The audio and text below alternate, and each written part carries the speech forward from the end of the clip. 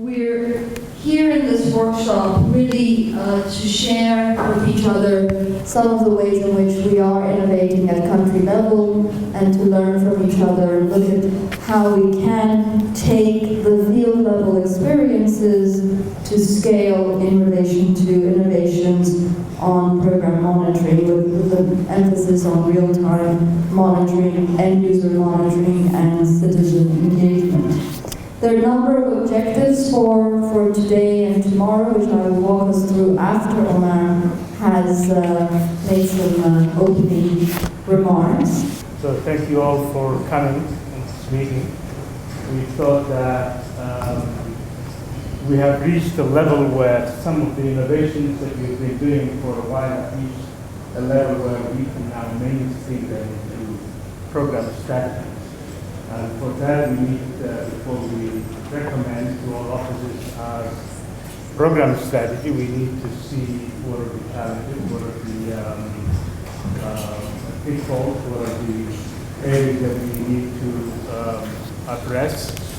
So I think it's timely that we are also discussing how we are leveraging technology to do our work better, to reach more children, be more efficient,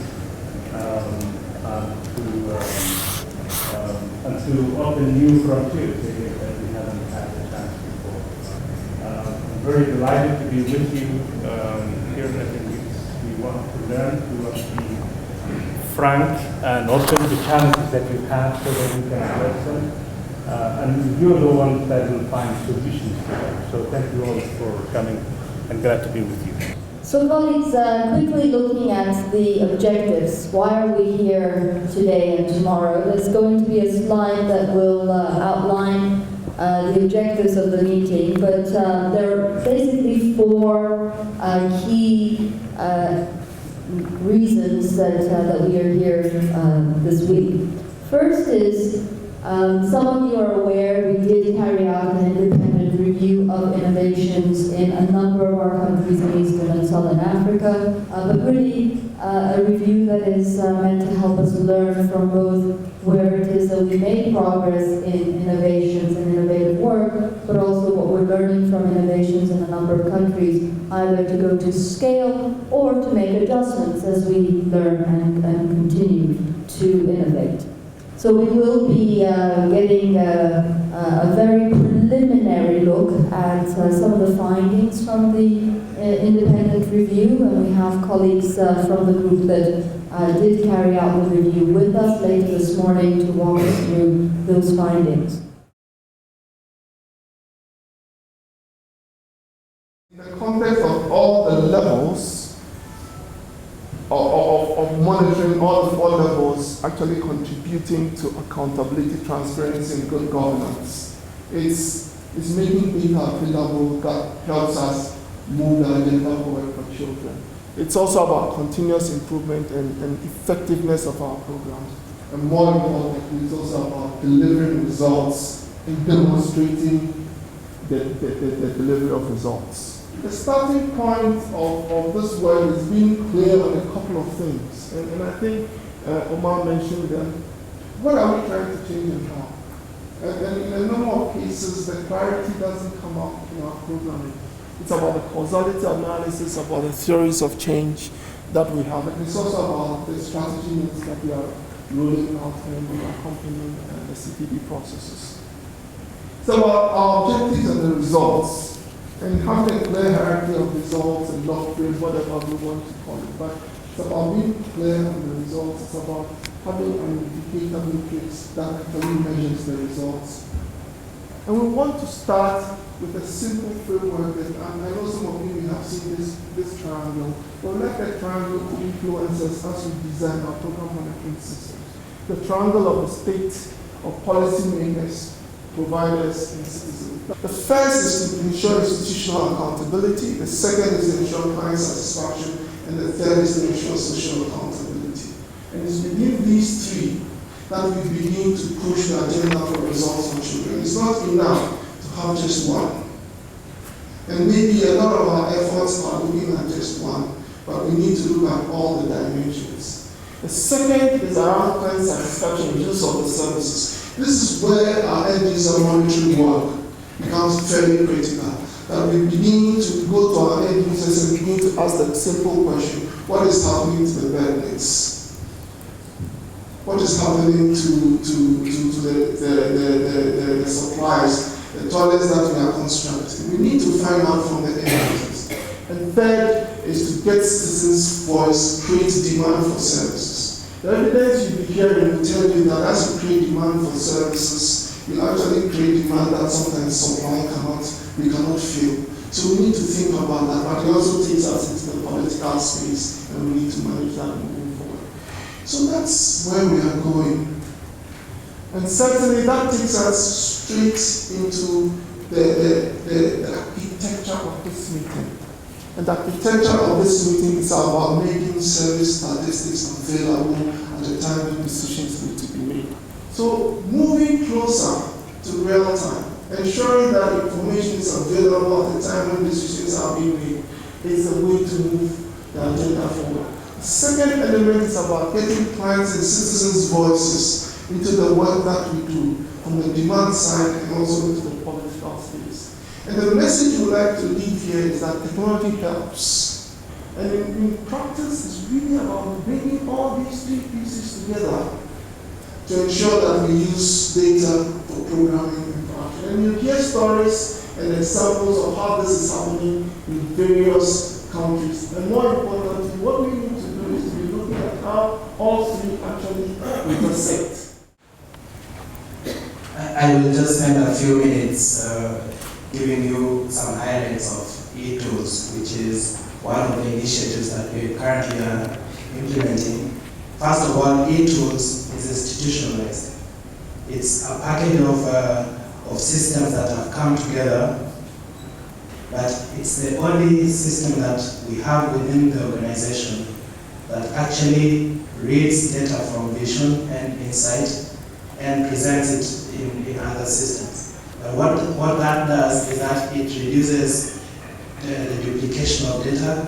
It allows offices not to have to pull information out of the system and massage it in spreadsheets and get it to be used. So that's really something that is critical to move innovations forward. We have to embed them into what we have as corporate systems. Secondly, it is institutionalized because it operationalizes very clearly the guidance and procedures that are currently in place. The second point is that it's modular and incremental.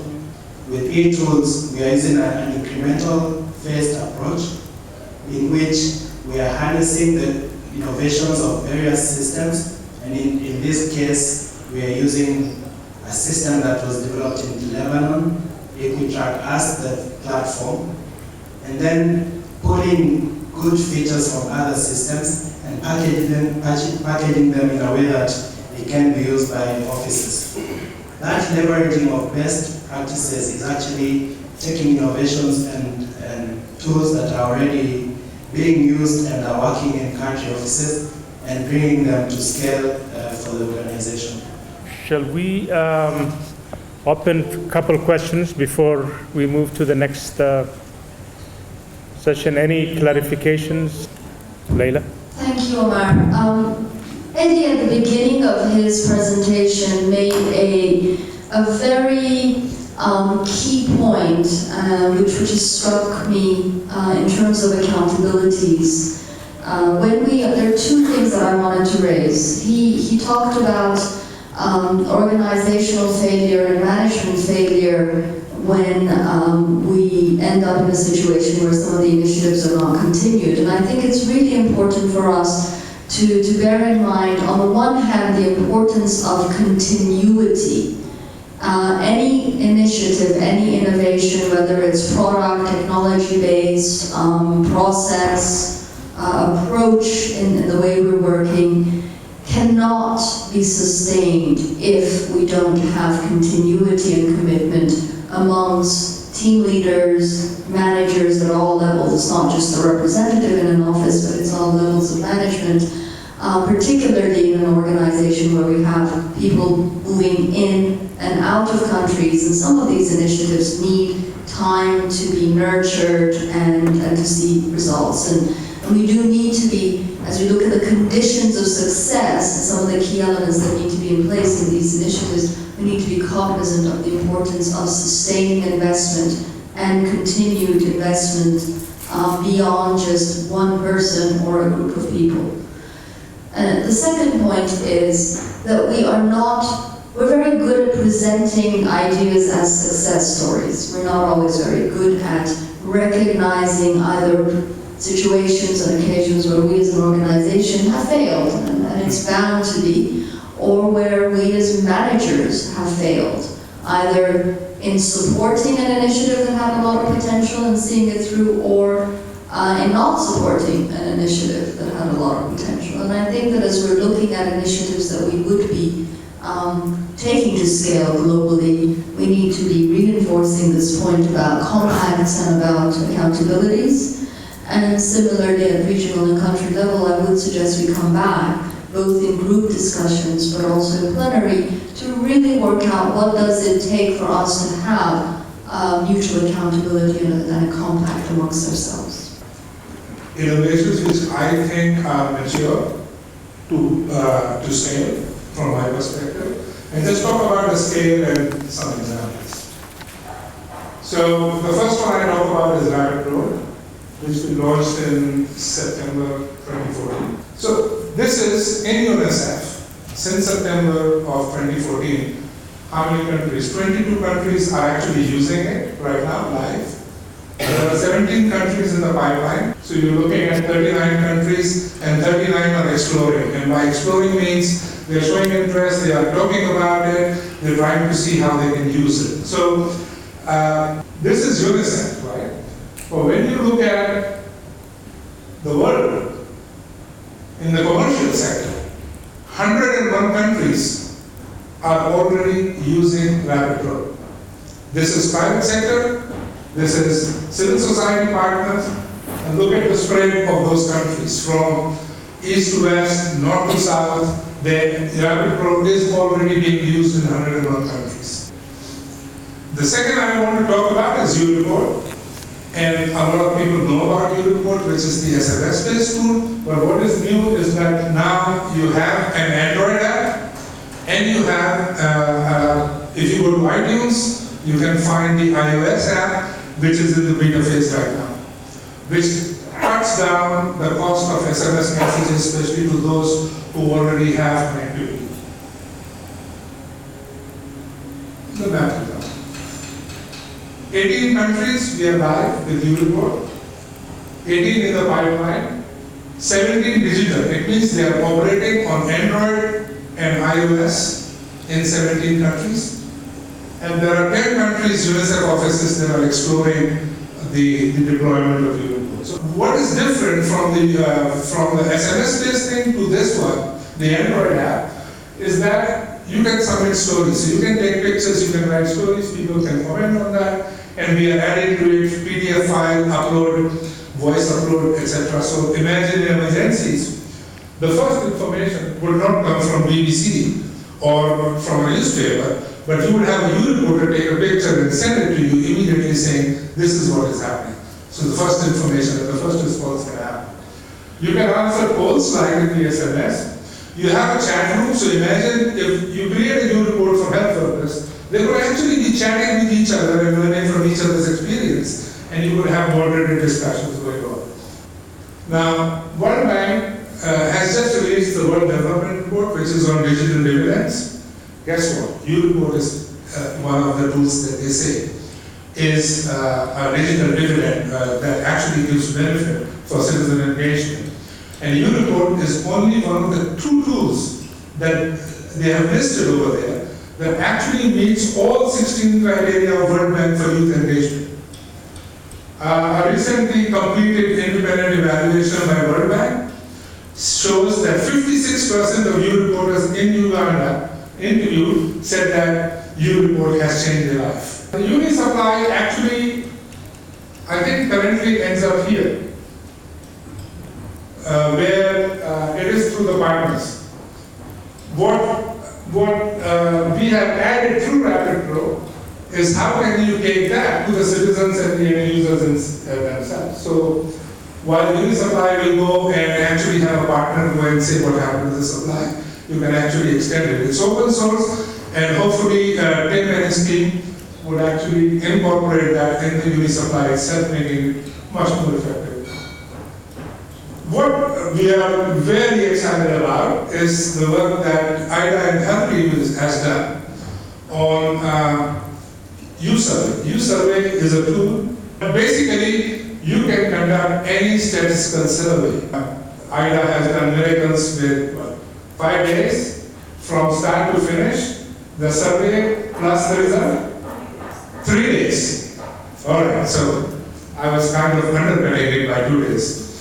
3 days, a survey in what, 6 or 7 districts or something, and I know this is, I think, a breakthrough. It saves time, it saves money, and it can certainly take surveys which otherwise are a 1-year-long process. Cut short all of that, compress that, and really give you data which is statistically valid, but at the same time does not process much and can be done at a much higher frequency. Thank you very much. At the end of the 3 days, we've agreed to focus on 6 major areas to close gaps, because there are gaps. And this is a relatively new collaboration, although many countries have worked together, and I've seen that, whether it's in Uganda or even in Rosa, where the program folks and ICT folks and innovation have come together and created a triad, which really proved a lot of potential. But we're not there yet. We need to close these gaps, and this is a very busy slide, but there are 6 areas that we have developed specific actions against for us to bring that forward. First one is around portfolio management. Which of the innovations are the right ones to work on? Simply put, how can we integrate with our own, global priorities? Second one is project management. How do we do things right? What methodologies, what reporting, what structure, if any, we need to put in place, and engagement with stakeholders. Third area is around leveraging common technology, so that we don't end up either recommending or implementing diverse technologies that are not aligned, that might run the risk of not being that secure. The work of cloud, everybody is very strong on cloud computing. There are a lot of opportunities around cloud computing. If you think about it, you don't need to lay all this infrastructure in ministries or at your office. You can rent and subscribe to services. Well, that comes with a certain level of management awareness that's required around the risk, around where the data is, so we can help in creating these policies and how to have our stakeholders make those decisions. So around infrastructure. Fourth area is partnerships. And by that, this is a broad area. I think in the short term, what's more important for us to get our handle on is how do we get alignment and partnerships with mobile network operators for the specific case of Rapid Pro for any report, for example. If we're responsible now for developing all of these systems that are producing all sorts of data, but in a way that isn't controlled by the government, we're again going to be potentially in awkward positions. So I think country offices need some kind of guidance as to how to handle that delicate situation. When you look at our beneficiaries in the remotest part of Swaziland or even anywhere else in Africa, most of them really do not have access to smartphones. And what are we doing to make that available, even to the nearest facility, so that it can be used? I think these are some of the realities on ground that we may need to talk about and find out, through partnership with different groups to bridge this type of gap. Feature phones will become the basic phone. And you don't have to have a smartphone to do internet-based things. The second thing that is happening and happening very quickly is data, as we know, would become free. With the Google balloons trials already going on in India, with Amazon drones, Facebook drones, we're looking at in the next 3 to 5 years, the conversation about broadband and connectivity would actually be a theoretical conversation. Data would not be the thing that makes money, it would be the features and how you use that data that will actually make money. And that's why partnering with Daniel and his team is so important, because the big game changer for UNICEF would be big data. And big data can only be generated if you're using systems that talk to each other. I mean, if you imagine taking all the millions and billions of data points of vision, you add them to your annual report data, you add them to your new report, rapid flow, and all that data, it would be a fascinating amount of data, which when put together would actually give you intelligence that otherwise with silos we can't get. The monitoring, program monitoring, the two aspects of it, the internal program, UNICEF program ones, which the e-tools that Tim presented, it will also give access to partners, but it is monitoring UNICEF supported programs. I mean, the program management component, the NGOs and government partners will have access to request advances, to report on advances once it's completed through the system. So hopefully it's going to simplify the process and the complaints that we hear now from all the partners, both NGOs and government, complain about UNICEF not acting quickly when they request advances, when they ask recommendations, that it takes too long.